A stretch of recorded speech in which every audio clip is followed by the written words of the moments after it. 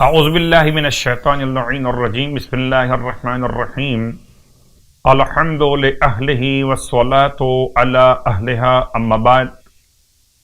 ماہ شعبان المعظم کے فضائل اور برکات کو آپ کی خدمت میں اعمال کے بیان کے ساتھ ساتھ بیان کیا جا رہا، اور جیسے کہ بعض دروس میں ہم نے ماہ شعبان کی مخصوص صلوات پر بھی کچھ جملے تلاوت کیے تھے، ان میں سے ایک جملہ آپ کی خدمت میں اور تلاوت کر رہے۔ ماہ شعبان المعظم کی مخصوص صلوات امام سجاد علیہ الصلاۃ والسلام کی تعلیم کردہ ہے۔ اس کا وقت تلاوت ویسے روزانہ زوال آفتاب کے وقت یا نماز ظہر سے پہلے پڑھ لیجئے یا نماز ظہر کے بعد پڑھ لیجئے۔ ارشاد فرماتے مولا کہ اللہم صلی علی محمد وآل محمد، اے خدا تو محمد اور آل محمد پر درود اور رحمت نازل فرما۔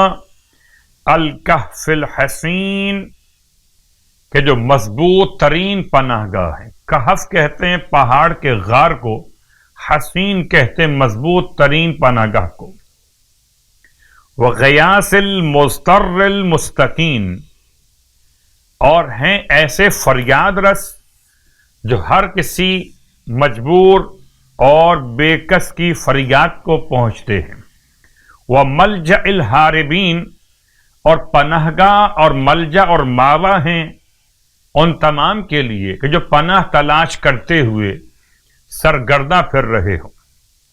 وعصمت المعتصمین، اور جو گناہوں سے اپنے آپ کو بچانا چاہتے ہوں تو آل محمد کی سیرت ان کے لیے باعث عصمت گناہان قرار پاتی ہے۔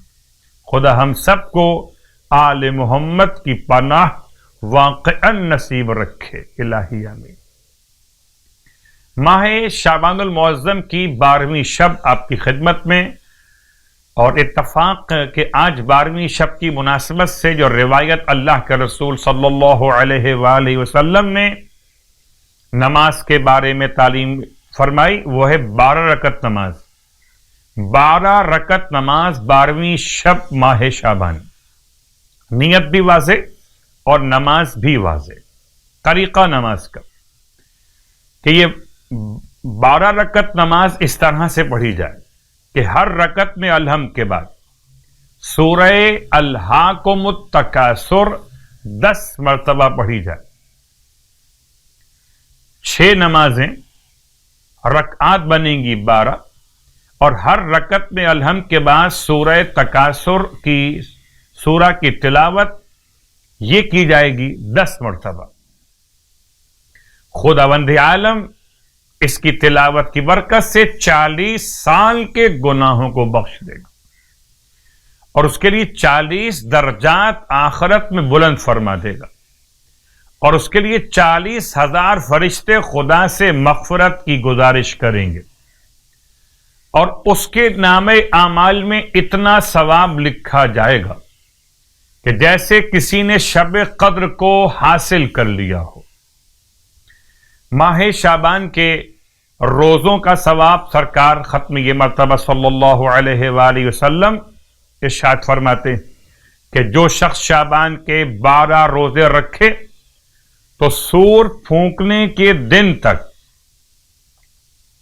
ہر روز 70,000 فرشتے قبر میں اس کی زیارت کریں گے، اس کے دفن ہونے سے لے کر دوبارہ اٹھائے جانے تک سور پھونکنے کے اعتبار سے ہر روز 70,000 فرشتے قبر میں اس کی زیارت کریں گے۔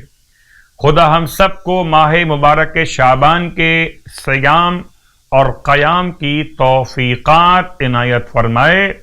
بالخصوص ہم سب کو اس مبارک مہینے میں گناہان صغیرہ و کبیرہ سے محفوظ رہنے کی توفیق عطا فرمائے۔